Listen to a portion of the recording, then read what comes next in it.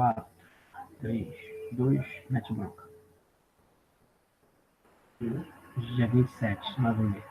Boa noite, amigos. No ar, o Casaca no Rádio, um programa 100% vascaíno. Rio de Janeiro, dia 27 de agosto de 2018, são 21 horas e 30 minutos. O programa de hoje conta com a presença dos nossos comentaristas, Júlio Gaspar e Rodrigo Alonso. Na parte técnica, o Leonardo Miranda. Eu sou o Sérgio Frias. Vamos inicialmente ao boa noite do Rodrigo Alonso. Boa noite, Rodrigo. Boa noite, Sérgio. Boa noite, Yuri. Boa noite, família vascaína, amigos casaquistas. Uma semana aí que a gente pode dizer que nós tivemos dois nomes que se consagraram, né? E no futebol a gente sabe que a consagração de uma semana pode ser a desgraça da semana seguinte. Mas a gente tem certeza que isso não vai acontecer porque se tratam de dois jogadores que claramente, com certeza, não contaram apenas com a sorte. Aliás, não foi sorte que fez com que o Luiz Gustavo, no jogo contra o Atlético, e o Max, no jogo de domingo, tivessem a atuação que tiveram. E são os dois jogadores que representam aí um momento do Vasco que parece ser um momento de retomada. O Vasco realmente conseguiu aí dois bons resultados essa semana. Eu não digo excelentes porque não tivemos a vitória contra o Atlético. A gente sabe que, pela grandeza do Vasco, a gente sempre tem que entrar contra qualquer equipe, em qualquer estádio, com o intuito de vencer. Mas, diante das circunstâncias, foi um resultado bom, até porque o Atlético Mineiro, o ataque que tem, né, um ataque poderoso, vinha de duas goleadas, inclusive uma aqui no Rio de Janeiro contra o Botafogo por 3-0, e a defesa do Vasco aí tão questionada, que levou tantos gols até então no ano, conseguiu segurar esse ataque poderoso. E o jogo de domingo, que a gente vai falar aí bastante durante o programa, o Vasco que realmente não estava tendo uma boa atuação, mas apareceu ali o Max para decidir. Realmente foi o nome do jogo. Tiveram até outros atletas, como o próprio Wagner, está fazendo ali uma espécie de dupla sertaneja com o Max, e o Thiago Galhardo, que entrou bem no jogo, que também tiveram boas atuações, mas definitivamente o Max foi o jogador decisivo, foi o cara que a gente pode contar nessa partida, e eu saí do jogo comentando isso, que ele vai ser o cara que vai fazer a diferença nesse campeonato. E repetindo aquilo que eu disse logo no início do meu boa noite, não foi sorte.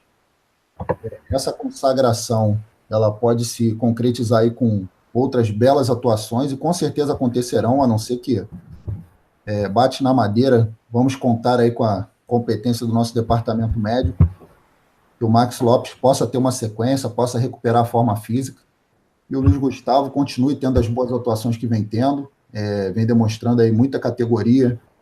É um cara que sabe se posicionar, sabe se antecipar. Então, contando com a boa atuação desses dois jogadores, que outros jogadores da equipe do Vasco, como o próprio Pikachu, que não teve uma atuação tão boa nessa última partida, mas é um cara que a gente sempre conta, sabe que até então tem sido destaque, havia sido destaque da equipe, né, nos jogos em que o Vasco teve boas atuações, ou até os jogos que o Vasco não teve atuações tão boas, ele sempre era o jogador que se destacava.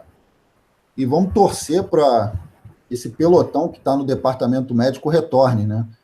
Os jogadores que se lesionam, até porque o treinador chegando, ele vai precisar contar com esses nomes, são nomes importantes. A gente tem até o próprio Rildo, que talvez alguns tenham esquecido, que é um cara que, ao meu ver, numa partida como essa contra o Atlético Mineiro, seria importante na puxada de contra-ataque, é um cara veloz.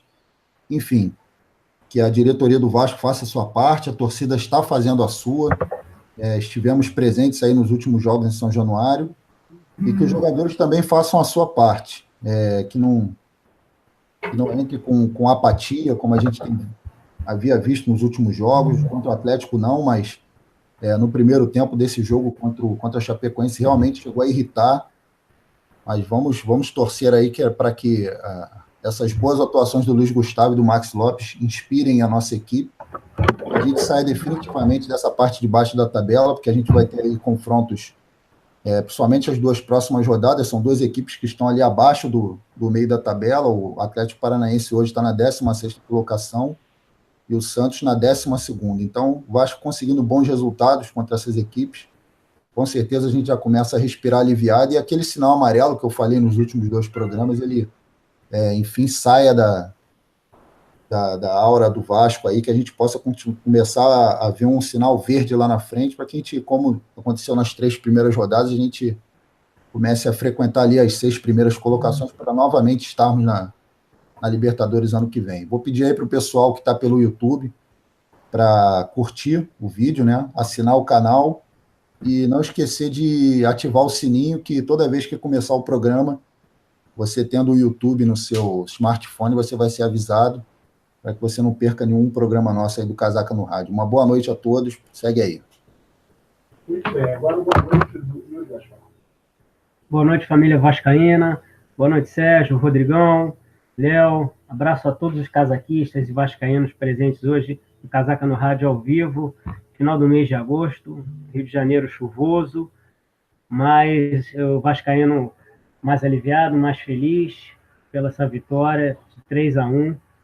Foi um susto ali naquela hora do empate deles, mas graças a Deus o talento individual do nosso atacante, que já está entrando em forma e vai trazer muitas alegrias para a gente. A gente torce muito para que não tenha contusões, né, que ele não se contunda. A gente tem vindo aí de uma série de contusões e realmente a gente precisa que esses jogadores voltem. O Rodrigo falou bem, o Rildo é um cara que quebra linhas, é um cara que habilidoso, e junto com o Kelvin, junto com essa galera que consegue espaços e jogadas, o Vasco vai bem para cima.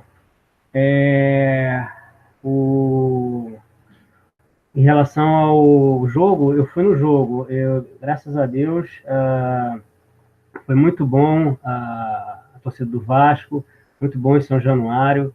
Tem uma galera que tem comparecido bastante em São Januário, tem girado em torno, público presente, em torno de 10, 15 mil. Então, torcedores apaixonados e fanáticos, apoiando o Vasco no tempo ruim que estava, domingo à noite, 7 horas, né, já com ameaça de chuva. No finalzinho do jogo também choveu um pouquinho, mas a gente estava lá ajudando o Vasco e comemorando com essa vitória muito importante. Vitórias outras que deixamos escapar ao longo desse campeonato. A gente percebe um pouco do erro administrativo, dessas coisas que vem acontecendo nos últimos tempos, mas a gente torce aí para que o elenco, a comissão técnica agora, a nova comissão técnica, possa fazer aí a gente ganhar esses próximos jogos e a gente ficar lá em cima disputando a Libertadores. A Fla-Press já se incomoda um pouco, eles continuam ainda falando da nossa posição, esquecendo dos 2 jogos a menos, e eles tiveram que aturar para falar da nossa Libertadores, nossos 20 anos de Libertadores. Eles não falam que o Vasco foi o último do Rio, eles não enaltecem o Eurico Miranda, eles fizeram até um vídeo no Globo Esporte, no domingo de manhã, até interessante, mostrando lá o Vasco, a superação, o início muito ruim do nosso campeonato, e, como sempre, a maioria desacreditando no nosso Vasco, e através da diretoria forte, diretoria que pensou bem os jogadores, com planejamento, com muita dificuldade, como sempre, mas conseguiu fazer um time campeão, um time de estrelas, e que conseguiu contornar o ego de todos os jogadores para que a gente pudesse ganhar essa Libertadores histórica e merecida, e a gente está precisando de outras mais. Tomara que a gente consiga aí nesse ano ficar lá em cima. Então, homenagem que a gente tem que fazer ao Eurico Miranda por ter nos trazido essa taça. E eu vi um vídeo que eles mostraram da nossa comemoração, tentando achar um ângulo que não aparecesse ele com o braço em cima. Enfim, mas está na história, isso ninguém pode pagar. Então a gente retoma essa semana, vamos falar bastante do jogo, de outras coisas mais. Obrigado, a presença e participação de todos vocês, vascaínos e casaquistas. A gente tem, como o Rodrigo falou, o chat do YouTube para vocês comentarem, participarem do programa. O programa a gente faz o Casaca ao vivo para vocês justamente interagirem, participarem, darem o seu comentário, fazerem o seu comentário, darem a sua opinião. E também nós temos o telefone no WhatsApp, que é o 971-693-694. Esses dois canais a gente consegue retransmitir aqui para o Sérgio Frias ao final do programa comentar e falar. E temos também o Twitter do Casaca, o site do Casaca, acompanhe nossas colunas. Muito obrigado por tudo. Vamos seguindo, Sérgio. Muito bem. Nós vamos começar, temos vários assuntos aí para ser tratados. Então vamos começar pelo jogo de ontem, Vasco e Chapecoense. E a vitória do Vasco 3-1, que deixou muito claro a importância hoje,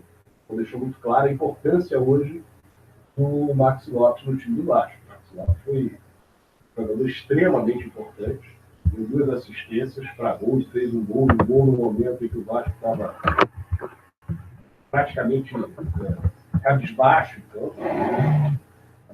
sem mostrar grande poder de reação. E nesse momento, sem que a equipe tivesse o grande poder de reação, ele numa jogada individual e artilheiro, acabou fazendo um belo gol.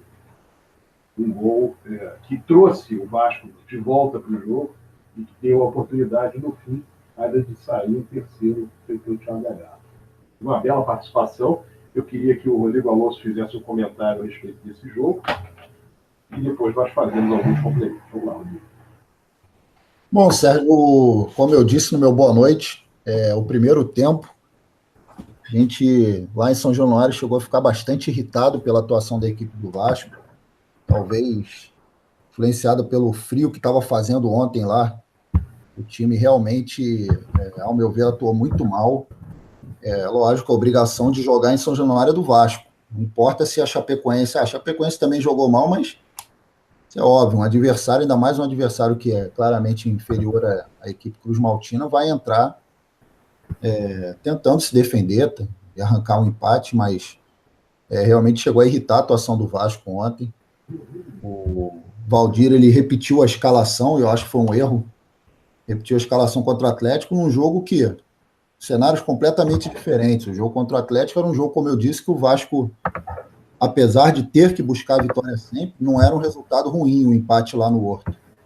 Já em São Januário, contra um adversário muito mais fraco, em casa, o Vasco tem a obrigação de partir para cima. Então ele veio com a mesma escalação, né, com os 3 volantes, com o De Sábato, o André e o Raul, que são volantes que até têm qualidade no passe, mas fizeram um primeiro tempo ali muito pragmático e participação quase nula nas transições ali ofensivas. Então, com isso, o Vasco teve pouca aproximação ali do meio para frente. O Maxi Lopes foi uma ilha de talento isolada lá na frente. E as jogadas do Vasco se limitaram a cruzamento, lançamento e triangulação, objetivando o Maxi Lopes. E a bola não chegava a ele. As poucas vezes, ou a única vez que eu me recordo aqui que chegou, o Maxi Lopes quase fez um gol de cabeça, né? Ele teve um lance lá também que ele pegou uma bola que o Wagner tocou para ele recebeu, virou e chutou por cima do travessão, mas foi muito pouco. A gente, lógico, sabe que, como eu falei, ele vai ser fundamental nessa campanha do Vasco, mas ele não vai jogar sozinho. Então, o Valdir ali, em determinado momento do jogo, inverteu o Raul e o Andrei. O Raul, inclusive, chegou até a jogar como lateral direito em alguns momentos, né? Adiantou ali o Lennon. O Henrique, ao meu ver, também não teve uma boa atuação. Essas mudanças acabaram não surtindo nenhum efeito. As saídas de bola do Vasco continuaram muito lentas e com muitos passes laterais. Era um meio de campo burocrático, os jogadores tocando toca para um, o outro toca para o outro, e ficou aquela troca de passes ali no meio do campo que não objetiva nada. Então, terminou o primeiro tempo realmente para se esquecer, que felizmente não se repetiu no segundo tempo, porque no segundo tempo o Valdir conseguiu que o Vasco ocupasse melhor ali o campo de ataque, fazendo uma substituição, tirou um dos volantes, que era o De Sábado, que ao meu ver nem era o que estava jogando pior, mas como eu disse, não era necessário, 3 volantes no jogo contra a Chapecoense, ele colocou ali o Vinícius Araújo, e apesar de também não ter feito uma grande atuação, mas já muda o cenário do jogo, já muda o posicionamento da equipe, e aos 8 minutos o Max, que já vem apresentando aí, desde que ele começou a atuar, a evolução, cada jogo é uma evolução constante do cara, e o cara é craque, você percebe na hora que ele pega a bola, que ele recebe a bola, ele não faz nada com afobação, é um cara que sabe o que vai fazer, e pode até ser aí quem sabe, que vai resolver esse problema do camisa 9, que ele não é um camisa 9, mas que possa resolver esse problema do camisa 9. Ele saiu da área ali, com um passe milimétrico do Wagner, ele até botou uma foto no seu Instagram, como se fosse uma dupla sertaneja. Realmente, os dois têm atuado muito bem, estão mostrando um entrosamento até surpreso, né? Porque jogam há pouco tempo juntos e, felizmente, está dando liga, né? Teve química. E aí o Vasco partiu para cima da Chapecoense, abriu o placar, fez 1-0, um belo passe do Max Lopes para o Wagner. Posso dizer ali que, lógico, não tirando os méritos do Wagner, mas 80% do gol ali a gente pode dizer que foi pro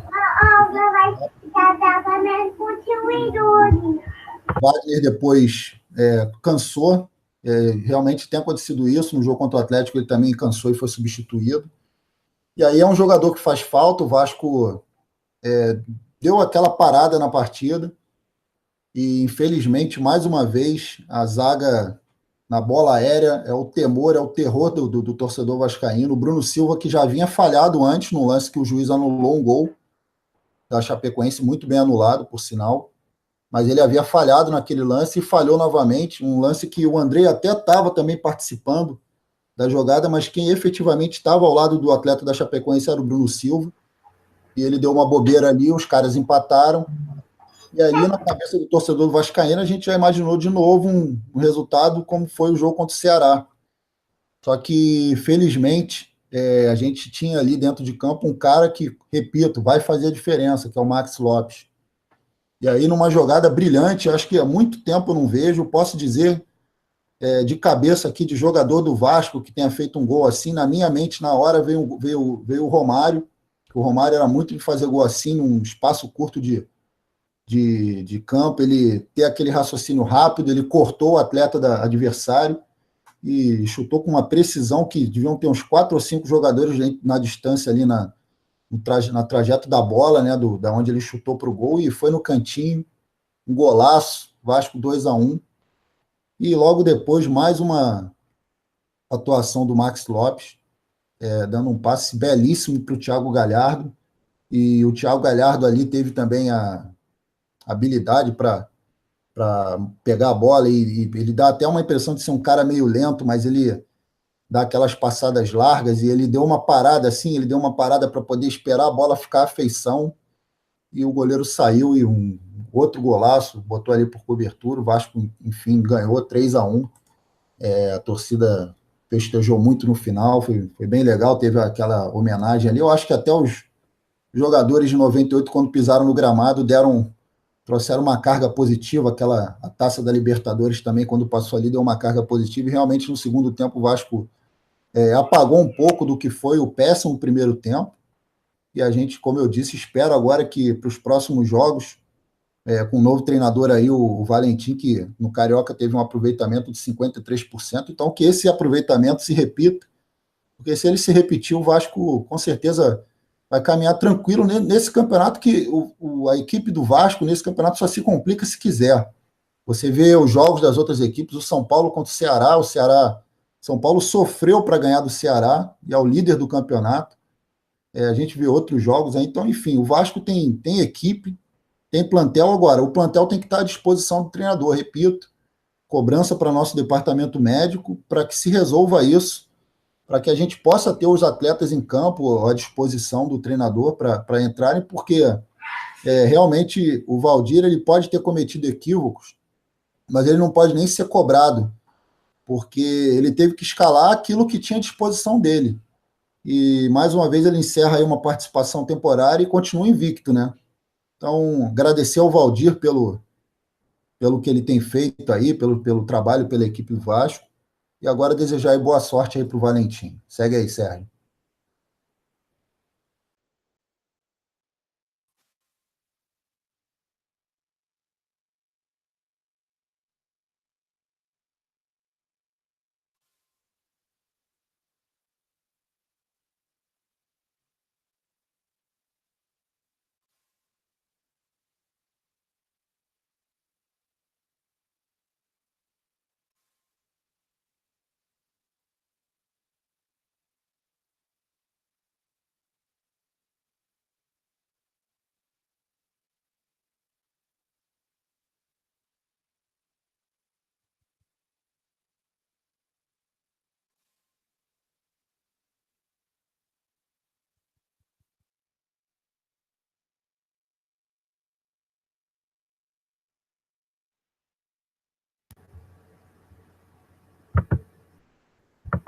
Alô? Voltou. Ok, voltamos. Então, como nós íamos dizendo, o Valdir ele teve a oportunidade de treinar o Vasco. 3 oportunidades, como eu disse. A primeira delas no ano passado, Rio, empate com o Atlético. Depois, no Campeonato Brasileiro, substituiu a ocasião do Estado, como disse, tirando da chegada do Caminhos. Depois, no Campeonato Brasileiro de 2019,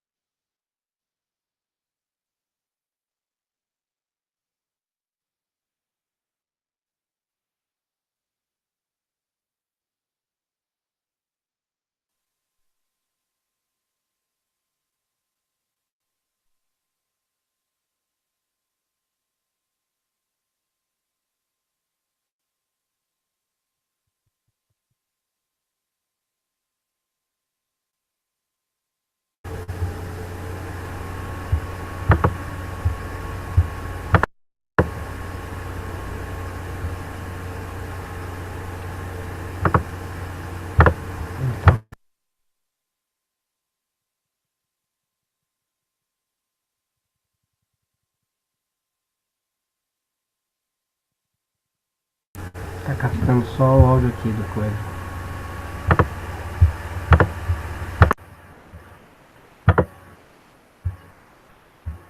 Acho que foi.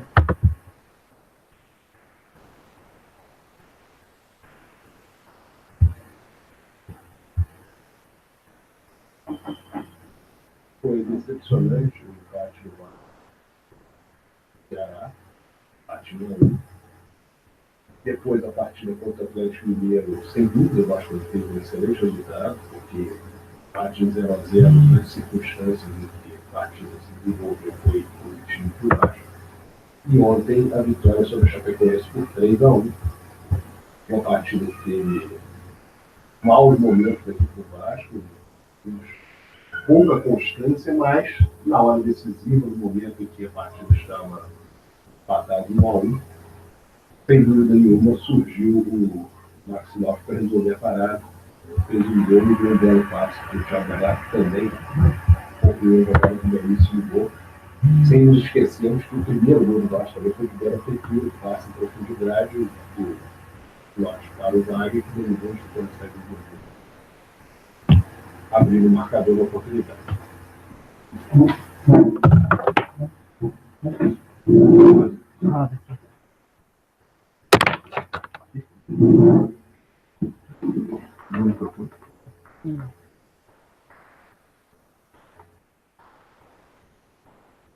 Enfim, então o Vasco teve, de fato, uma vitória que acabou de jogar para longe essa ideia que o time poderia estar seguindo para a zona do rebaixamento. Se o Chapecoense tivesse vencido o jogo ontem, o Vasco corria esse risco com o empate, o Vasco estaria na iminência de seguir para a zona do Z4.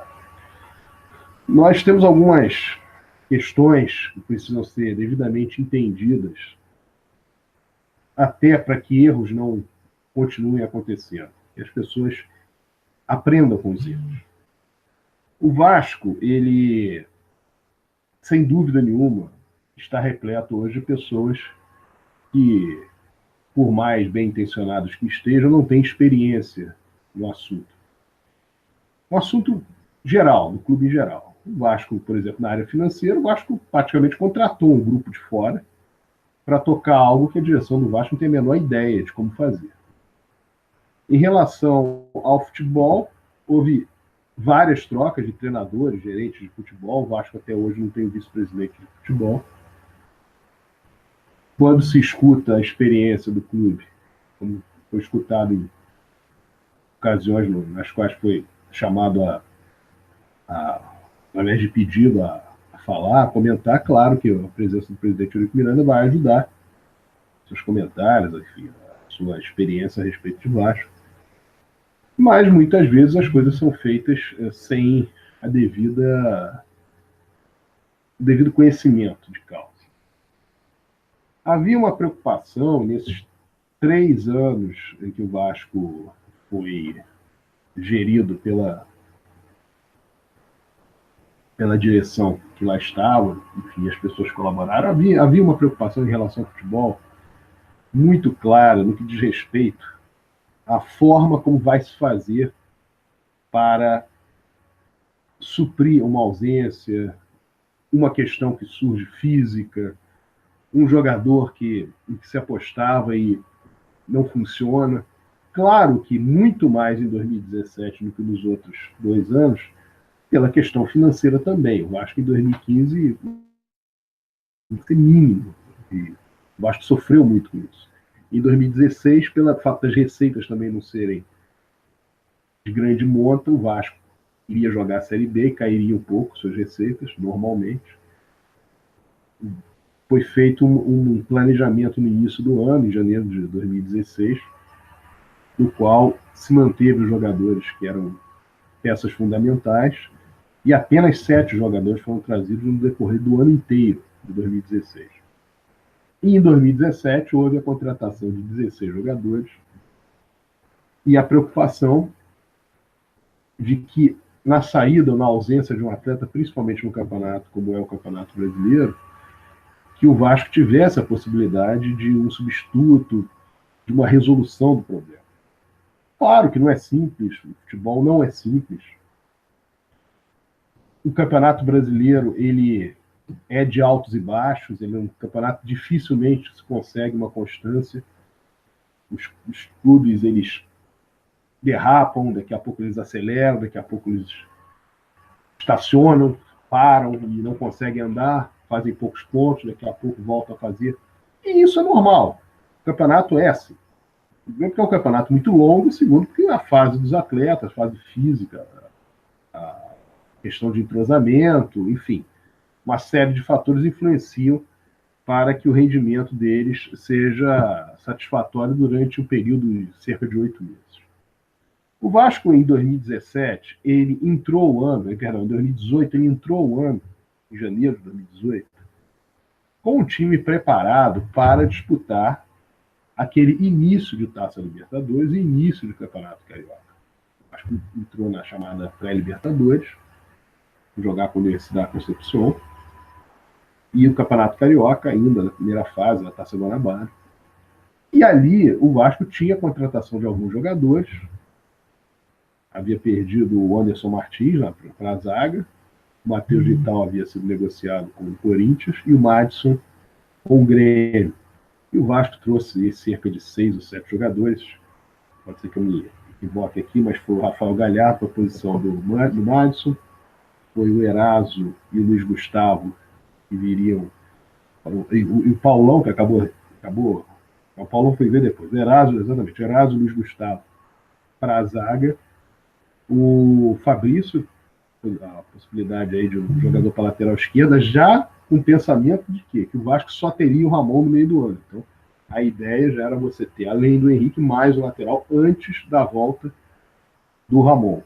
E na frente, com a impossibilidade do Luiz Fabiano, o Riascos seria a grande opção que o Vasco teria para fazer dupla com o Andrés Rios, que era um jogador que já havia sido trazido no final do período em que se poderia contratar no Campeonato Brasileiro, exatamente em função de que o Luiz Fabiano não estava jogando, não estava atuando com regularidade, e o Tales não tinha mais a menor condição de atuar pela equipe do Vasco. Então, em função disso, foi trazido o Andrés Rios. Então, quando começa o ano de 2018, você tem um elenco no Vasco, é praticamente a formação que tinha, ainda tinha o Paulinho, né? O Paulinho ainda estava no Vasco, praticamente a formação que você tinha no ano anterior, com a exceção do Anderson Martins, a saída do Anderson Martins, e o Madison, que era um jogador muito criticado, foi titular e reserva. O Vasco, no momento em que o Vasco liberou o Gilberto, que é o lateral direito que brigava pela posição com o Madison, e o Madison imediatamente trouxe o lateral. Se vai dar certo, se vai dar errado, são circunstâncias do decorrer da temporada. Mas você tinha já essa posição devidamente preenchida com a saída de um e entrada de outro. Inclusive, a saída do Madison se deu no mesmo dia da contratação do Rafael Galhardo. Então, esse raciocínio é um raciocínio que se faz em que sentido? No sentido de que você, quando está montando o elenco para uma temporada, ou quando está no meio da temporada, você precisa achar alternativas para os problemas que surgem. O que ocorreu com o Vasco nesse período? O Vasco primeiro cometeu um erro muito claro, que foi o erro de jogar por terra um trabalho que havia sido feito em relação aos atletas chamado CAPES. Os atletas do Vasco podiam ter contusões, podiam ter... Isso é normal, em todos os clubes acontece, mas havia uma recuperação rápida. Os jogadores do Vasco tinham uma possibilidade de contusões uma ordem muito menor do que as que ocorreram nessa temporada. Há justificativas disso, daquilo, outro, mas a verdade é que os jogadores do Vasco têm sofrido muito sobre o aspecto físico. Aí já se dá um problema. O segundo problema, o Vasco, na chegada logo do presidente Alexandre Campelo, foram feitas 2 contratações. Então, eram contratações negociadas, mas não finalizadas, de 2 zagueiros. O Paulão, que havia atuado na equipe do Vasco, e mais um outro zagueiro, que está machucado, que veio do Curitiba. Enfim, aquele momento era um momento de se olhar para o que o Vasco tinha, valorizar a base do Vasco, aquela que terminou bem o ano de 2017, e o Vasco iniciar um trabalho para 2018. Mas a primeira mexida que houve no time foi a saída do melhor jogador do time, que era o Nenê. O campeonato foi seguindo. O Vasco foi para a primeira fase da Libertadores com praticamente o mesmo time, com o Giovanni Augusto trazido para o lugar do Nenê. E o reforço que surgiu foi de um atleta de 30 anos da Ferroviária chamado Bruno Silva, que atuou e falhou ontem no gol contra o Chapecoense.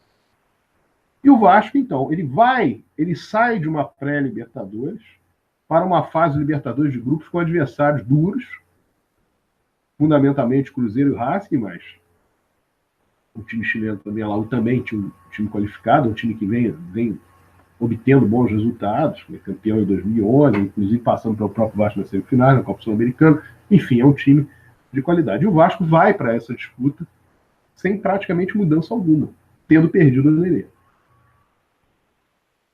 No meio da competição, quer dizer, já praticamente no final da competição, quando o Vasco já estava eliminado, um episódio bobo interfere em 4 jogadores que estavam no Vasco. Todos eles reservas. O goleiro Gabriel Félix, já era um jogador realmente que o Vasco não tinha grande expectativa para ele, com ele, no caso, embora ele fosse o reserva imediato naquele momento. O Vasco ainda não tinha contratado um outro goleiro. O Vasco tem um problema com o Evander, com o Wellington e com o Paulão. Como é que você resolve isso? Você queima os jogadores todos e você traz outros jogadores? Não. Você não traz ninguém. Você queima os jogadores e não traz ninguém. E queima um jogador, que é o jogador da base. O Vasco teve a oportunidade, nesse meio tempo, antes desse episódio, de trazer o Diego Souza, que hoje é o artilheiro da equipe de São Paulo, que é líder do campeonato, junto com o próprio Nenê, o Vasco teve a oportunidade de trazer esse jogador, trocando pelo Evander, dando uma opção de compra para o São Paulo do Evander. E sendo bem negociado, poderia ter sido feito. Acabou que não foi possível ser feita essa negociação, e o Evander hoje está indo para o clube da Dinamarca, vice-líder da Dinamarca. Pois é um jogador que começou o ano como titular, fez 2 gols na primeira partida do Vasco da Libertadores, terminou bem o ano passado, sai dessa maneira. E o Paulo Vitor, que é um atleta que vinha muito bem no final do ano passado, também vai para um time agora da segunda divisão da Espanha. E os erros, eles foram se acumulando no que tange a história do financista achar uma coisa muito boa, quando ele olha um grande negócio, o Vasco, se ele deixar esse jogador aqui embora, ele deixa de gastar tanto por mês. É muito bom. O caso do Riascos. É interessante você, de repente, olha, esse jogador não está produzindo tanto, ele ganha X, e logo eu vou economizar Y. Mas há de se ter uma preocupação com o que você vai fazer para substituí-lo. Não é minimamente plausível imaginar que o Vasco perdeu o Riascos no dia 5 de junho e que foi ter o jogador para substituí-lo 14 de julho. Essa foi a realidade do Vasco. Então ele teve um período ali em que esse jogador, no caso, tem a dizer, o Max Lopes que veio, o campeonato italiano terminou no final de maio. Então era um atleta que já poderia ter sido contratado se houvesse essa premência, porque a premência no Vasco, ela só houve no final da Copa do Mundo, quando chegou à conclusão que o Vasco não ia trazer ninguém. E aí houve a tentativa desesperada de trazer jogadores e acabou chegando tanto ele como o Vinícius Araújo. Mas até então, além dos outros zagueiros que vieram para substituir os zagueiros que foram liberados. O Eraso saiu, o Paulão saiu. Então, houve ali uma falta de percepção de como o Vasco poderia atuar no decorrer dos jogos anteriores à Copa do Mundo, depois na volta da Copa do Mundo, até o momento em que o Maxi Lopes pudesse estar apto ao jogo. O Maxi Lopes estreou 69 dias depois e o Riascos saiu.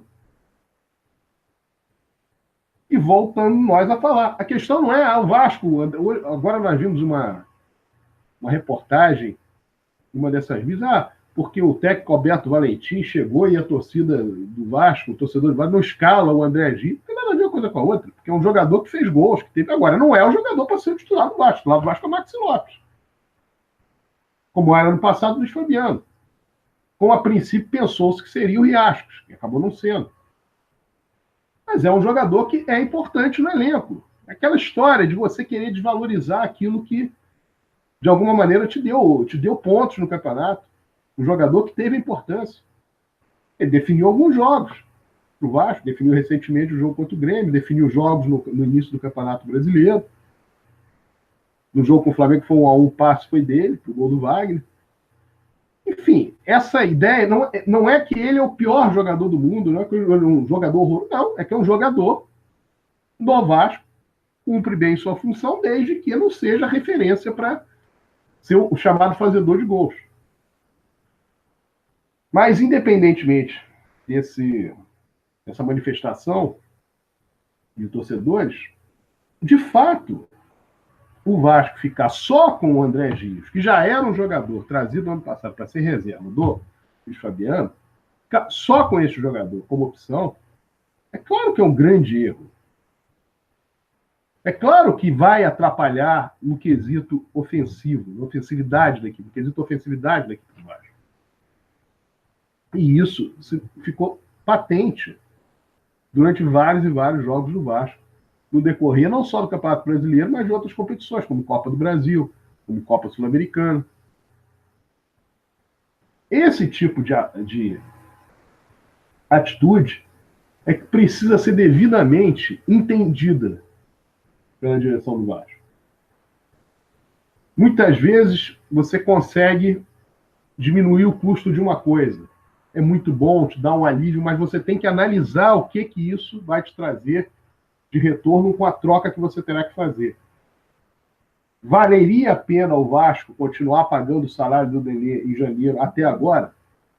Claro, em tratando o Nenê com a devida discrepância que existe entre ele e os outros atletas, porque ele é muito melhor que os outros, é muito melhor dos outros que os outros que estavam no Vasco.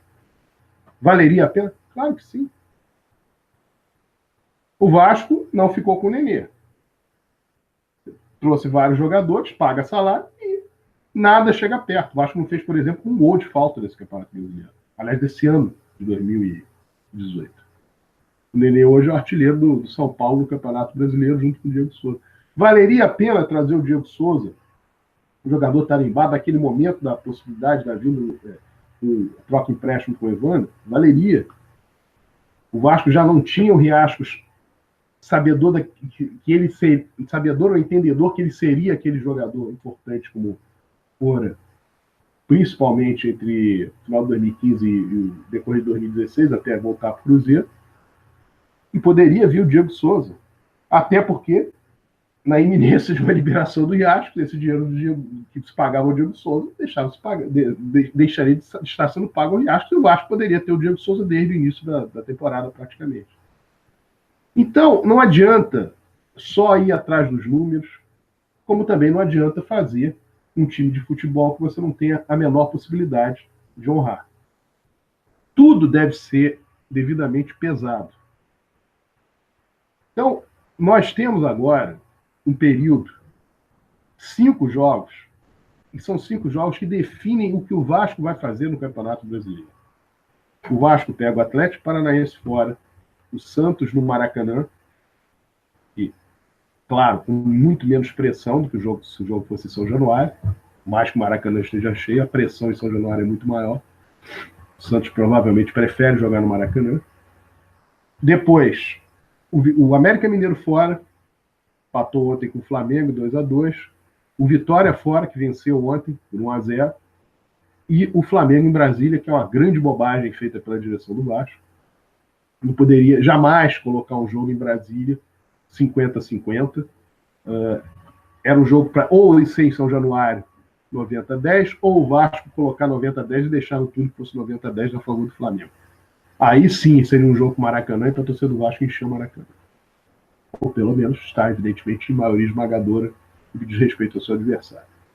Deu, evidentemente, claramente uma grande vantagem para o Flamengo, jogando a partida em Brasília com 6-6. Esses 5 jogos definem o que o Vasco vai fazer no campeonato por um motivo muito simples. Quando esses jogos tiverem se encerrado, o Vasco praticamente terá jogado 1/3 do segundo turno. E aí vai brigar ou para uma Sul-Americana, ou para uma Libertadores, ou brigar mais embaixo, enfim. Nós vamos ver qual é o lugar que o Vasco vai estar.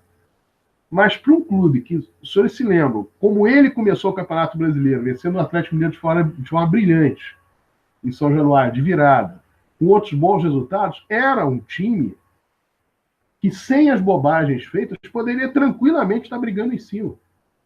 Tranquilamente, mas foram bobagens em cima de bobagens, em cima de bobagens, em cima de bobagens que foram feitas. Esse é um resumo que nós fazemos em relação ao time do Vasco e as coisas que acontecem com relação a contratações, relações a escolhas, que levaram o Vasco a esse caminho. A contratação do Jorginho foi feita por uma praticamente cisma do presidente do Vasco, que ia trazer, todos eram contra, todos que tiveram no Vasco eram contra, que viram como terminou a relação do Jorginho com o Vasco. Foi uma falta de bom senso do presidente do Vasco. Foi lá, fez, deu tudo errado. Aí colocou o Valdir, agora está trazendo o Alberto Valentim. É uma aposta? É claro que é uma aposta. Um técnico que esse ano foi muito bem no Botafogo, foi campeão estadual, mas é um técnico que muito ligado ao jogo, um técnico que mexe muito com os jogadores, um técnico que praticamente joga com o time, e vamos ver se ele consegue levar o Vasco a esse entusiasmo, para que o Vasco possa deixar de ser uma mesmice em campo, ser um time muito mais ligado em campo. Mas falta, sem dúvida nenhuma, e é um problema que desde janeiro, falta uma referência ao Vasco. O Vasco não tem referência. O Max Lopes é um jogador que provavelmente, em 2, 3 jogos, vai ser um jogador vigiadíssimo pelo time adversário. os outros jogadores de meio campo do Vasco, eles têm altos e baixos. São jogadores com qualidade. Thiago Galhardo tem qualidade, Wagner tem qualidade, mas atua bem, atua mal, atua bem, atua mal. E o Vasco tem a jogada mortal com o Pikachu, que também, evidentemente, a cada dia que passa, essa jogada vai sendo mais marcada pelo time adversário. Então, de fato, o Vasco não tem muitas variações, o Vasco não tem uma grande referência e precisa de muito entusiasmo. Claro que precisa da torcida, claro que precisa do apoio, mas precisa de muito entusiasmo para chegar lá. E aí, diante disso tudo que nós estamos falando, diante disso que nós estamos colocando, o ponto torcida do Vasco é, sem dúvida, crucial nesse momento. A torcida do Vasco tem feito boas manifestações, houve uma campanha feita pela direção do Vasco, no sábado foram quase 900 pessoas que associaram, campanha do sócio-torcedor. É uma torcida que tem se mostrado participativa, tem ido bastante ao São Januário. Promete-se que nesse jogo contra o Santos o estádio vai ficar lotado, etc. Está tudo certo, está tudo muito bem. Agora, a torcida do Vasco ela tem que ir a campo entendedora das limitações do time do Vasco, entendedora que todos os jogadores que estão jogando, os que estão no banco, eles podem ser importantes para a equipe do Vasco, e entendedora que ela pode ser o diferencial para o local, o lugar em que o Vasco vai brigar nesse Campeonato Brasileiro. Porque através dela o Vasco pode ter uma motivação também. Então não adianta, é um péssimo caminho começar a criticar o jogador reserva, o jogador que aquele ali eu não gosto, aquele outro. Isso não adianta nada. O momento é de tratar os jogadores do Vasco da melhor maneira possível e entender que com essa vinda de um novo técnico, com essa motivação, o Vasco vai poder chegar. Esse é o papel do torcedor do Vasco. E nós esperamos que ela o cumpra. Porque se ela cumprir esse papel, sem dúvida nenhuma, o Vasco tem um handicap muito grande para esse fim de temporada. Comenta isso aí, meu caro Rodrigo Alonso. Sérgio, você falou até sobre esse primeiro jogo do Vasco no campeonato, e aí eu dei uma olhada aqui rapidinho na escalação. O Vasco, nesse jogo contra o Atlético Mineiro, ele atuou com o Martin Silva, o Rafael Galhardo, na zaga, o Paulão e o Erlen, e o lateral esquerdo, o Henrique. Meio de campo ele atuou com o Wellington, com o De Sábato, com o Pikachu, com o Evander, e o Wagner no ataque, o Riascos. Depois o Riascos saiu, entrou o Thiago Galhardo, e o Wellington saiu para a entrada do Andrés Rios. Então, a gente tem uma equipe aqui modificada em relação ao que nós temos hoje, mas, ao meu ver, a equipe hoje, com as peças que tem à disposição, o Vasco se mostra até, tecnicamente, na minha opinião, melhor do que a equipe do Vasco na primeira rodada. Porque a gente lá tinha o Riascos, hoje a gente tem o Max. Na zaga a gente tinha o Paulão e o Erley. A gente está tendo aí boas atuações do Breno, que provavelmente vai retornar aí de lesão, tá se preparando para retornar. O Luiz Gustavo, que teve boa atuação. O Bruno Silva nem tanto, mas eu acho que na zaga o Vasco realmente está melhor servido agora. O problema é exatamente esse, é o que eu falei em programas anteriores, até de uma certa apatia da equipe dentro de campo, que qualidade técnica na equipe do Vasco, em relação até ao que a gente tem as outras 19 equipes do Campeonato Brasileiro, a equipe do Vasco não deixa a desejar. O problema é realmente essa falta de competência, insisto nessa questão física e também nessa questão da omissão da nossa direção em relação a até botar a cara e chegar e chamar para si a responsabilidade, dizer não, o Vasco vai brigar na parte de cima da tabela e ser mais presente também em vestiário. Eu acho que é importante, lógico, na vitória festejar, e aí o Vasco ganha, o presidente vai lá, dá a volta olímpica, desfila pelo gramado, mas nos momentos difíceis também que se apresente e dê sustentação para o elenco, porque é o que eu disse, o jogador ele sente quando ele está sendo abandonado, quando na derrota some e quando só aparece na vitória. Então, repetindo, em relação à escalação da primeira partida do Vasco no campeonato, eu acho que nós hoje temos peças melhores do que as que tinham nesse jogo em si. Então, a gente não pode atuar pior do que aquele jogo, do que essas partidas em que o Vasco chegou a estar entre os 6 primeiros. Então, ao meu ver, é basicamente a administração do Vasco fazer o feijão com arroz. Não precisa fazer nem nada excepcional, é fazer o feijão com arroz. Tá entrando dinheiro, o Vasco está recebendo valores da venda do Paulinho e dinheiro de solidariedade lá, esse dinheiro que a FIFA, esse percentual que os clubes formadores recebem, enfim. Então, tocar o clube até o final do ano. A gente que realmente teve uma atuação aí, um ano muito ruim nas competições mata-mata, na Libertadores, na Sul-Americana, na Copa do Brasil. Foi um ano realmente perdido nessas competições. Sobrou o Campeonato Brasileiro, e no Campeonato Brasileiro a gente tem que pelo menos brigar na parte de cima da tabela, ficar aparecendo ali do 10º para cima. O Vasco não tem um grande time, mas também não tem time para estar brigando lá embaixo. E, repito, isso é reflexo de uma falta de ação da nossa direção, que torço para que mude, comece a atuar mais próximo aos jogadores, para que a gente realmente tenha uma melhora no campeonato. E a gente passando aí como o Sérgio falou, por essas 5 partidas aí que são vitais e vão determinar o nosso futuro, né? Que o Vasco consiga bons resultados. Vamos pegar adversários que não são nem tão fortes, vai ser fora de casa contra o América Mineiro e contra o Vitória, mas a gente sabe que o Campeonato Brasileiro, o Vitória venceu agora o Atlético Mineiro, que é uma equipe que está brigando lá em cima da tabela. Então, ter atenção, ter seriedade, e que a gente possa colocar todas as peças dentro de campo, que com certeza a gente vai ter um final de ano aí tranquilo, para que ano que vem a gente, enfim, possa repetir o desempenho que teve no ano passado, quando o Vasco realmente andou aí tranquilo e chegou muito bem no Campeonato Brasileiro.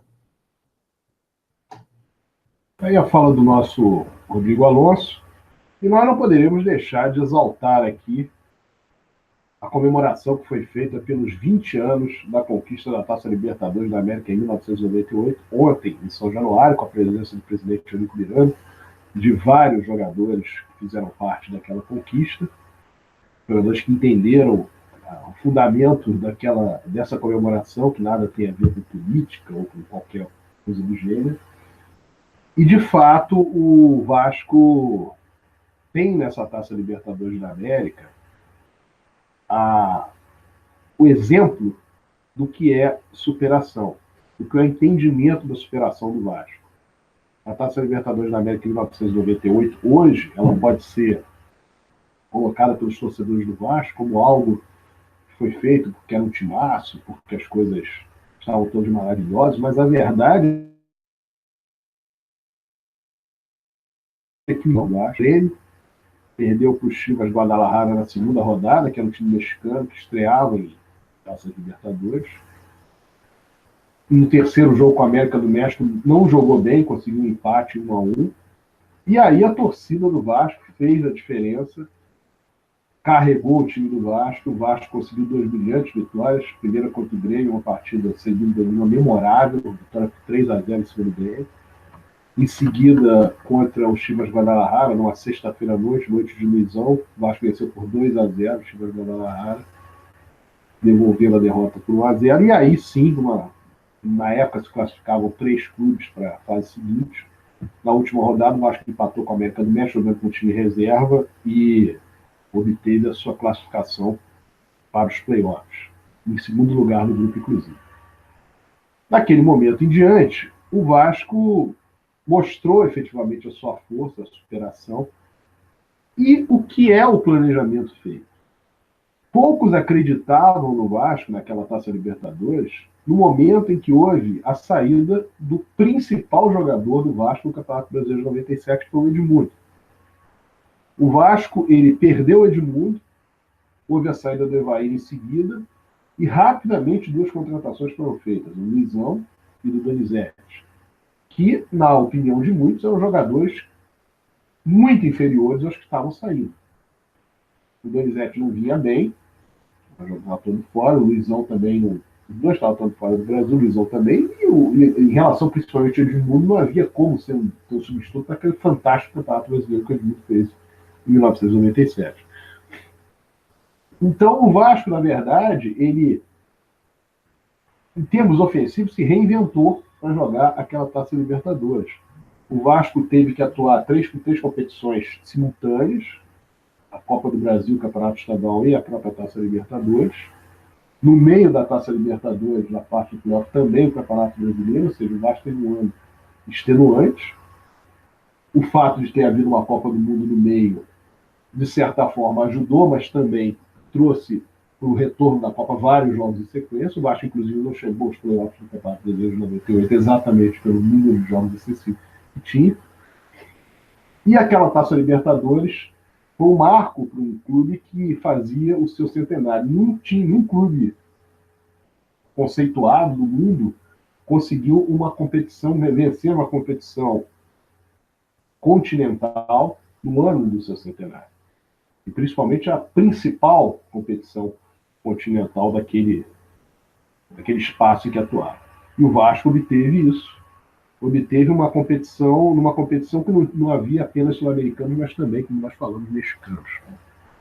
Diante disso, o Vasco passou pelo campeão da Taça Libertadores de 1995, foi o Grêmio nas quartas de final, da Libertadores de 1996, que foi o River Plate na semifinal, e da Libertadores de 1997, que foi o Cruzeiro nas oitavas de final. Para então, com 2 vitórias, algo raro em Libertadores, o Vasco, com vitórias dentro e fora de casa, conquistar a Taça Libertadores da América no dia 26 de agosto de 1998.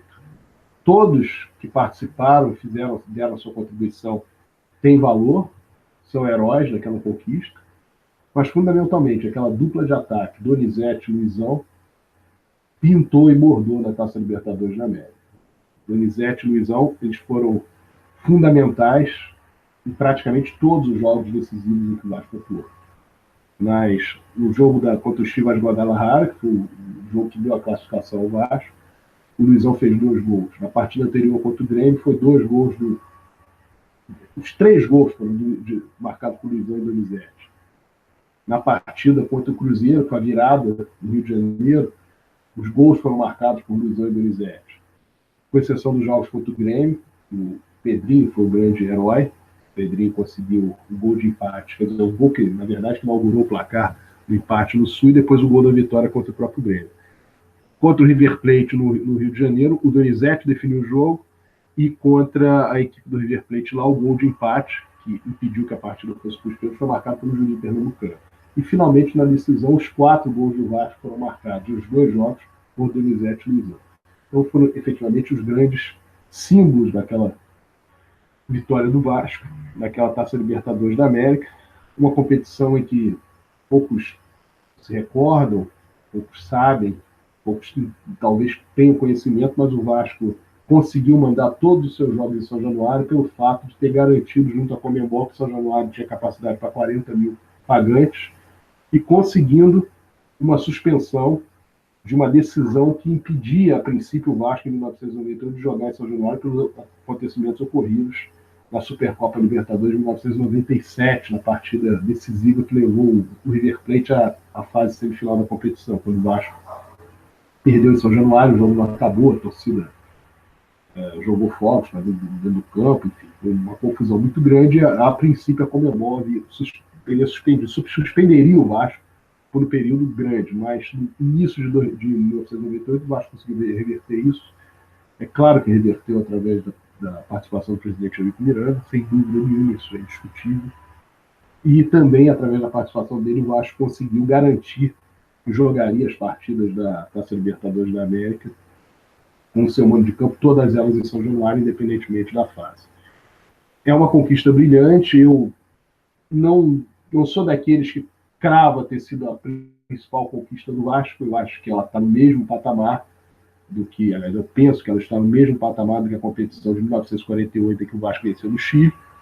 Naquela ocasião foi uma competição em que o Vasco atuou no campo, não jogou em seu campo, jogou em campo neutro fora de casa, quando enfrentou o próprio Colo-Colo na penúltima partida, e foi o primeiro título internacional de um clube brasileiro no exterior. Então o peso era muito maior. e o Vasco conquistou aquela competição, que é também uma Taça Libertadores. Mas, sem dúvida nenhuma, pelo fato dessa competição em 98 ter sido obtida no ano do centenário do Vasco, diante de tudo aquilo que o Vasco passava em relação às desconfianças de um time que havia sido campeão brasileiro, mas que perdera seu principal jogador, e todo o retrospecto do Vasco até aquela Taça Libertadores, a melhor posição do Vasco em Taça Libertadores, desconsiderando, evidentemente, o Sul-Americano de 1948, havia sido chegar às quartas de final em 1990, quando perdeu para o Nacional de Medellín, foi eliminado pelo Nacional de Medellín. Então, a expectativa de que o Vasco chegasse no início da competição, ela trouxe para a torcida do Vasco uma sensação de que o Vasco, de fato, é o time da virada, e o Vasco foi o time da virada em vários momentos daquela competição e a venceu de maneira brilhante. Passar agora para o nosso Rodrigo Alonso, para ele também fazer comentários a respeito dessa grande vitória do Vasco, dessa grande conquista do Vasco, que fez 20 anos ontem. Bom, Sérgio, para eu comentar sobre a conquista desse título, eu queria falar sobre algumas metas que eu, como torcedor do Vasco, eu tinha colocado para que eu pudesse vivenciar quando eu tinha 15, 16 anos, 14 anos. Eu já havia visto o Vasco ser tricampeão estadual, algo que o Vasco nunca havia conquistado na sua história.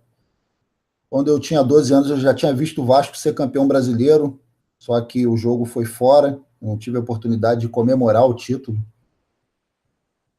no estádio. Então, uma coisa que eu queria muito e que eu torcia bastante era para que eu pudesse ver o Vasco ser campeão brasileiro dentro do estádio.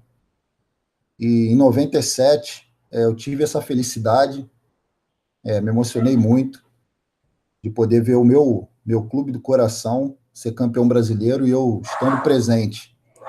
E quando o Vasco conquistou aquele título, ele garantiu a vaga para a Taça Libertadores.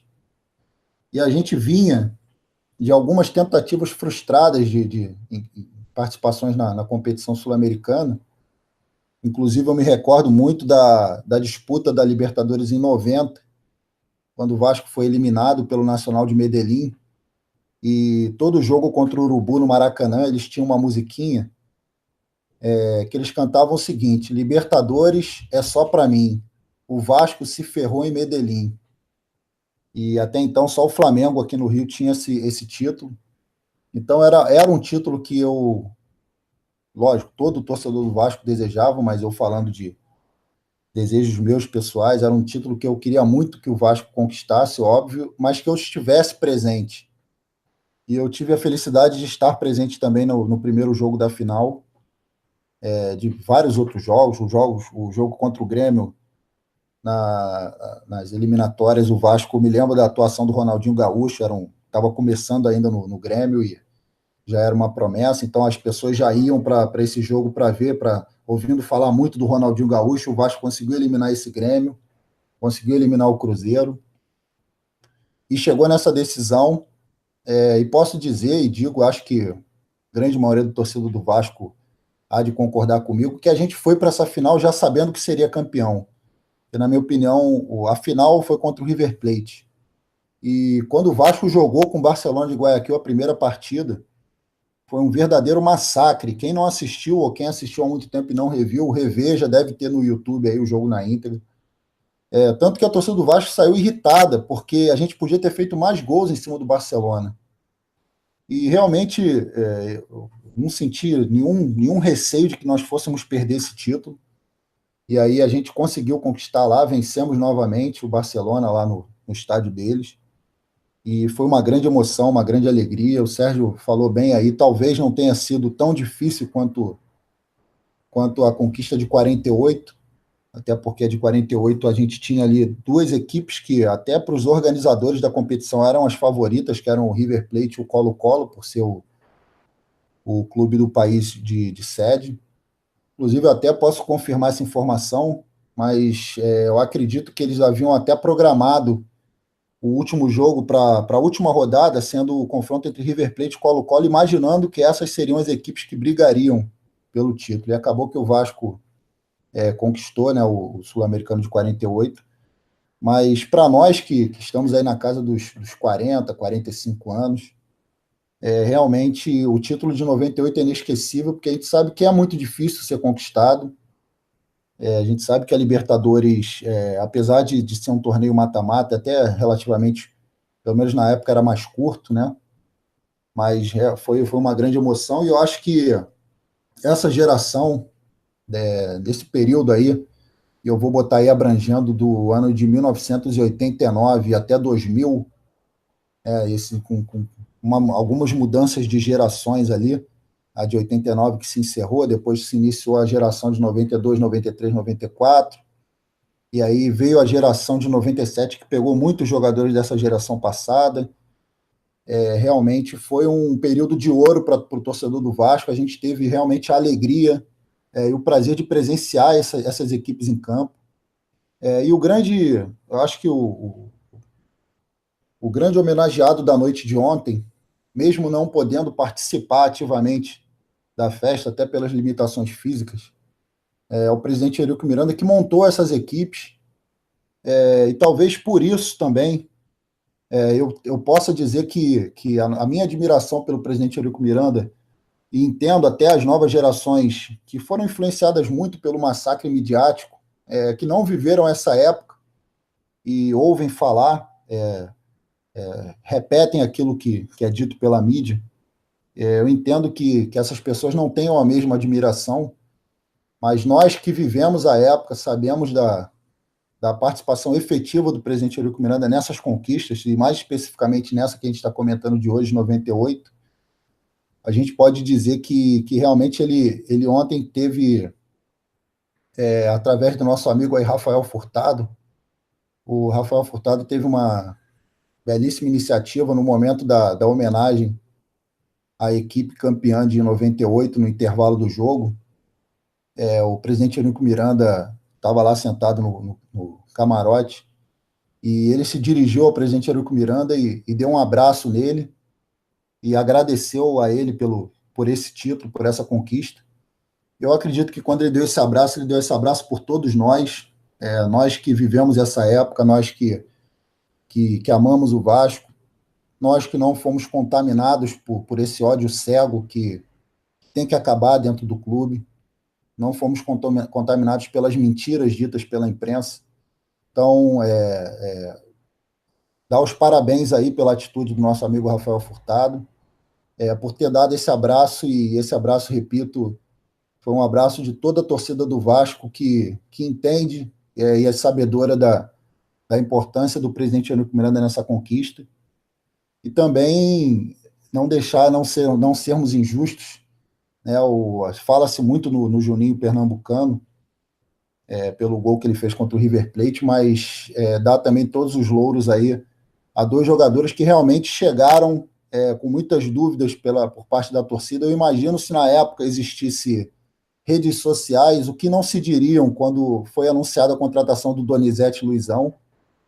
Torcedores do rival sacaneavam. Tinha um colega meu flamenguista que dizia que o ataque era Ruinzão e Donivete. Pois bem, o Ruinzão e a Donivete foram lá e trouxeram um título sul-americano para o Vasco, e o Urubu ficou lá mais uma vez, assistindo televisão, chorando, se lamentando, e se lamentaram depois várias vezes por anos seguintes, né, 99, em 2000, quando conquistamos a Mercosul, e eles também soltavam fogos comemorando o que seria a derrota do Vasco, e com a virada a gente conquistou o título. Enfim, não vou me estender mais. Parabéns à torcida do Vasco, parabéns ao elenco do Vasco, todo o elenco do Vasco, não só o time titular daquela época, daquele ano. Parabéns ao Antônio Lopes. Ontem o Maricá passou por perto de mim, e eu lembrei daqueles gritos do Lopes, do Maricá para o Maricá, volta Maricá, volta Maricá. O Fabrício estava lá também. Enfim, todos esses têm os méritos, a comissão técnica e o nosso eterno presidente Eurico Miranda. Segue aí, Sérgio. Muito bem.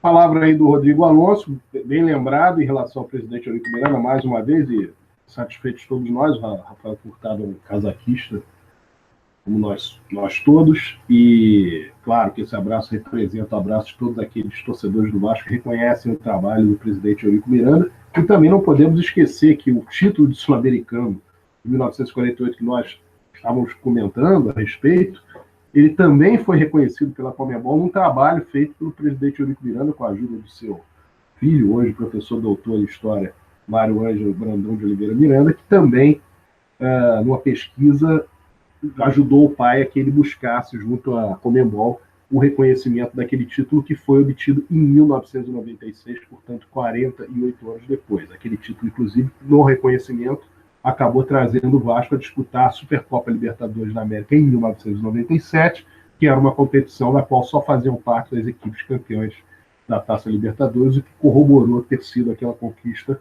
uma conquista considerada no mesmo status, mesmo naipe de Taça Libertadores. A participação do presidente Eurico Miranda não só no Campeonato Brasileiro, no Campeonato Taça Libertadores de 1998, como no Campeonato Estadual de 1998, que o Vasco venceu o Bangu em Moça Bonita por 1-0, quando ele, Eurico Miranda, entrou em campo e o juiz ia terminar o jogo por falta de luz. O Vasco, com o empate, ainda teria que disputar outras partidas para tentar ratificar o seu título, mas ele, Eurico Miranda, exigiu do árbitro, Viraci Damasio, se não me engano, que ele desse o período de acréscimos, porque aquela luz apagada era alguma coisa que não tinha nada a ver com o Vasco, os descontos teriam que ser dados, os acréscimos teriam que ser dados. Com 2 minutos de acréscimo, o Mauro Galvão fez o gol do título. Em 1997, todos se lembram que o Edmundo foi vendido para a Fiorentina no início do Campeonato Brasileiro, praticamente, ou no próximo do início do Campeonato Brasileiro, ou pouco depois do início do Campeonato Brasileiro, enfim. E o Edmundo fez um Campeonato Brasileiro sensacional, mas o Vasco perderia o Edmundo na final, no último jogo decisivo contra o Palmeiras no Maracanã, não fosse a participação do presidente Eurico Miranda. O Edmundo, ele tomou o cartão amarelo e foi recomendado ele que tomasse o vermelho, porque pelo cartão amarelo tomado seria o terceiro, ele estaria fora automaticamente da partida seguinte contra o Palmeiras. Com o vermelho poderia haver um julgamento, e houve um julgamento inédito no sábado, véspera da partida contra o Palmeiras, e o Edmundo teve absolvição, e com isso ele pôde estar em campo para jogar aquela decisão em 1997. E se nós fôssemos falar aqui de tudo que o presidente Eurico Miranda fez pelo Clube de Regatas Vasco da Gama, a gente não teria possibilidade de fazer em 1, 2, 3, 10 programas, porque as histórias são muitas, são registradas, já foram registradas inclusive em livro, e muitas outras existem, que nem em livro foram registradas, e que permanecerão na memória de todos aqueles que conheceram o presidente Eurico Miranda e viram todo o trabalho feito em nome do Clube de Regatas Vasco da Gama. Infelizmente, esse trabalho feito, principalmente nos últimos 3 anos, não tem o devido reconhecimento. O Vasco, sem dúvida nenhuma, nos últimos 3 anos, teve uma melhora institucional absurda, se comparado ao que estava se tornando até o final de 2014. E, infelizmente, também a direção do Vasco não soube reconhecer isso quando entrou no clube através, principalmente, do voto dos Beneméritos, do Conselho de Beneméritos do Clube de Regatas Vasco da Gama, capitaneado pelo presidente Eurico Miranda, que fez com que houvesse a possibilidade da direção que aí está pudesse, de fato, vencer as eleições. E um golpe baixíssimo por parte dessa direção, uma carta conveniente política, escrita ou assinada pelo presidente do Vasco, no dia 30 de abril, trouxe uma situação absolutamente irreal do clube, um balanço que traz notas contábeis políticas, por incrível que isso possa parecer, e declarações e mais declarações na imprensa nos primeiros meses de gestão do presidente do Vasco, dizendo que o Vasco vivia um grande momento, um novo momento, uma nova etapa, colocando aquela etapa anterior como muito ruim para o clube,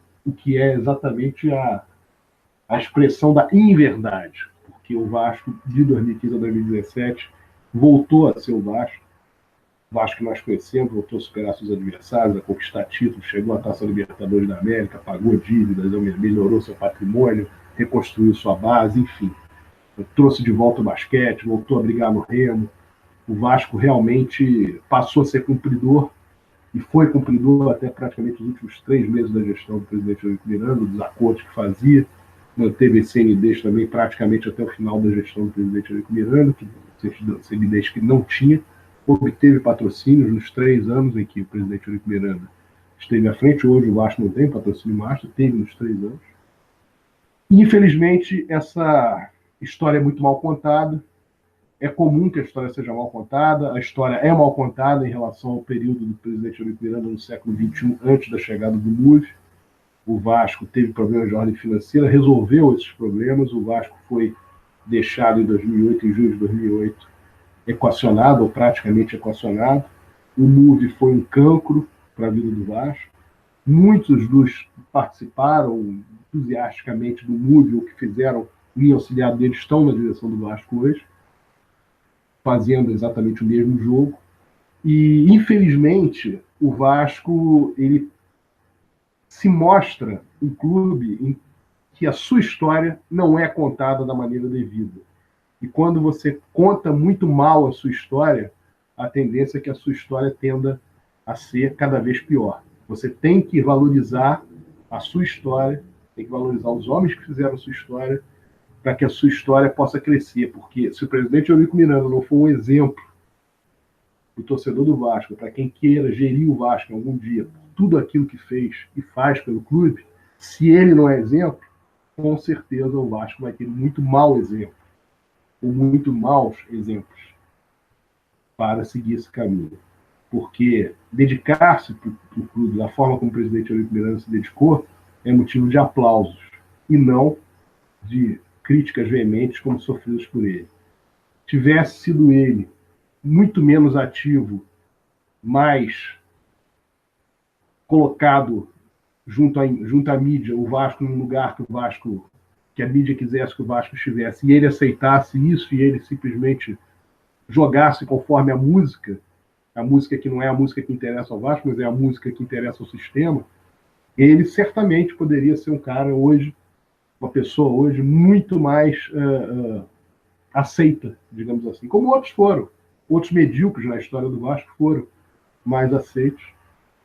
E ele buscou um outro caminho. Esse caminho levou o Vasco a conquistar a América, levou o Vasco a conquistar 3 brasileiros, levou o Vasco a conquistar seu primeiro tricampeonato, levou o Vasco a ter supremacia sobre o seu principal rival, a conquistar mais títulos que o seu principal rival em termos de importância, a crescer em relação ao seu patrimônio, a ter responsabilidade no que tange a questão financeira, porque todos os clubes do Brasil devem, os 12 principais clubes do Brasil devem, mas se você pegar só o período do Eurico Miranda, excluindo o período do MUV, sem dúvida nenhuma a situação do Vasco seria, em termos financeiros, a melhor dentre os 12. Isso é uma conta pura e simples matemática. Tudo isso foi feito pelo Vasco, tudo isso foi feito sem o devido reconhecimento. Pode ser que se reconheça daqui a alguns anos. Agora, uma coisa, nós do Casaca temos a ampla em total certeza, é que nós reconhecemos com ele em vida, nós reconhecemos com ele do dia a dia, nós reconhecemos independentemente da onda de reconhecimento ser boa ou ser ruim. Nós, há 18 anos, reconhecemos isso, há 18 anos trabalhamos e fazemos as coisas em relação ao Clube de Regatas Vasco da Gama, muitas vezes inspirada nele, muitas vezes ajudando, e em várias oportunidades, pelo menos como mídia, reverberando a verdade dos fatos. Essa foi a nossa participação, essa tem sido a nossa missão, porque nós fazemos isso em relação voltados para o Clube de Regatas Vasco da Gama. Se ele foi um instrumento disso, no sentido de que ele levou o Vasco a este lugar, que ele fez do Vasco essa força, que ele respeitou as tradições do Vasco, a história do Vasco, agindo da maneira como agiu, ele evidentemente é um personagem que precisa ser abraçado por nós, como sempre foi, e de forma simbólica, e ontem pelo Rafael Furtado, de forma concreta. Nossos agradecimentos a todos aqueles que fizeram parte daquela conquista em 1998, ao presidente Eurico Miranda por todo o trabalho feito, sabedores que o Vasco tem esse potencial, que o Vasco tem condição, que tem camisa, que tem história, que tem condições de efetivamente voltar a esse mesmo lugar. Este ano de 2018 teve uma oportunidade, infelizmente não obteve êxito, mas pode ter outras nos anos subsequentes e com um trabalho de esmero, de vontade, de força de vontade, de união e de perseverança, chegar novamente à conquista da Taça Libertadores da América e a outras conquistas de várias outras competições, as quais o Vasco já venceu, inclusive aquelas que ainda não conquistou. Bom, vou passar agora para o Rodrigo Alonso para que ele fale a respeito das visões de base do Vasco e, em seguida, nós não teremos as mensagens. Aliás, eu pedi desculpa que nós fazemos aqui já de pronto, em função de problemas técnicos, não teremos hoje as mensagens dos nossos ouvintes, mas, de qualquer maneira, na semana que vem nós leremos as mensagens da semana que vem e também desta semana, as que vieram até nós desta semana. Vamos lá, Rodrigo. Bom, Sérgio, na quarta-feira, em São Januário, pelo Brasileiro Sub-20, estive lá presente com meu filho e pude ver mais uma vitória em cima do eterno freguês da Gávea, e melhor ainda, uma vitória de virada. O Vasco derrotou o Urubu por 2-1, gols do Marrone e do João Pedro. Com essa vitória, o Vasco chegou aos 4 pontos, empatou na segunda posição com o Fluminense. E o próximo jogo vai ser nessa quinta-feira agora, contra o próprio Urubu, no retorno, né? O jogo vai ser às 17 horas no Raulino de Oliveira. Provavelmente deve ser transmitido aí pelo Sport TV, então vamos partir para cima do freguês para conquistar mais uma vitória e aí passar eles na tabela. No sábado agora, pela Taça Guanabara Sub-15, o Vasco empatou com o Botafogo por 1-1. O gol do Vasco foi marcado por Pimentel. E o regulamento prevê que em caso de empate haja uma disputa de pênaltis. O Vasco acabou sendo derrotado nos pênaltis. O próximo jogo da categoria Sub-15 vai ser pela Copa da Amizade, que vai iniciar nessa terça-feira, amanhã. E a gente vai enfrentar a Luzinha Carioca. O jogo vai ser às 10h45 da manhã e vai ser transmitido pelo Facebook da competição. Então, pessoal, é só entrar lá, Copa da Amizade, lá no Facebook. O jogo vai ser transmitido às 10h45. O grupo do Vasco é Vasco, Kashima Antlers do Japão, Atlético Mineiro e Portuguesa do Rio. Pela Taça Guanabara Sub-17, o Vasco também teve como adversário o Botafogo, e nesse jogo o Vasco goleou. O Vasco venceu por 3-0, 2 gols de Michael e 1 de Brandon. Próximo jogo do Vasco nessa competição, coincidentemente, também será contra a Portuguesa Carioca. O jogo vai ser sábado no Nivaldo Pereira. E o Pré-Mirim, pela competição Festibolim, que o Vasco, a princípio, havia desistido e depois voltou atrás, decidiu competir. O Vasco estreou vencendo Bola na Rede por 3-0. Lembrando que o Vasco defende o título. O Vasco é atual tricampeão da competição. Segue aí, Sérgio. Ok, Rodrigo. Questão que ficou pendente ainda em relação ao Vasco, todos se lembram da questão inerente ao empréstimo, que deve ser feita uma nova reunião do Conselho Deliberativo, para que esse empréstimo possa ou não, evidentemente, ser liberado, para que a gestão pegue junto ao banco. São algumas respostas que precisam, evidentemente, ser dadas. Houve a questão na sexta-feira da semana retrasada, discutida em Conselho Deliberativo, seriam 38 milhões de empréstimo que o Vasco pegaria, junto ao banco, a juros de 0,9, alguma coisa assim, mensais. E na terça-feira, um dia após na terça-feira ou na quarta-feira, no dia que nós apresentamos o programa, no dia anterior, chegou a informação de que não seriam mais 38, seriam 25, e que os juros haviam aumentado. Isso deve ter algum tipo de explicação para isso. Mas, independentemente dessa explicação, o mais importante é que documentações sejam enviadas ao Conselho Fiscal. Ao que parece, há esse intuito da direção do Vasco, que resolve, sem dúvida nenhuma, questão, que foi a questão principal pendente, que era, efetivamente, que o Conselho Fiscal tivesse acesso à documentação e pudesse, então, dar o seu parecer. Não é este parecer que define a questão do Conselho Deliberativo. O voto dos conselheiros a respeito da liberação do empréstimo ou não se dá por N outros fatores, mas, de qualquer maneira, é um embasamento e a importância, inclusive, de ser ratificado aquilo que o Conselho de Beneméritos havia definido com relação à apresentação da documentação ao Conselho Fiscal para que o empréstimo pudesse ser liberado, para que o clube o fizesse. Muito bem, vamos agora no recado final do Rodrigo Alonso e em seguida do Yuri Gaspar. Vamos lá, Rodrigo. Bom, Sérgio, é só ler aqui rapidamente, só as últimas mensagens aqui do chat do YouTube. O nosso amigo Rafael Furtado entrou aqui para comentar, que ele foi citado, e ele disse o seguinte: de fato, Alonso, o abraço foi por nós e até por todos aqueles que não sabem o que fazem ou falam. Eurico é um mito vascaíno. E aí teve um outro comentário abaixo, de fato o Eurico montou aquele time, ninguém pode reescrever a história. O Marcelos diz que o Campelo poderia convidar o Antônio Lopes para a coordenação do futebol. O Francisco Idessato, o Eurico Miranda é uma lenda viva vascaína. O Fabiano da Cunha Moraes Silva.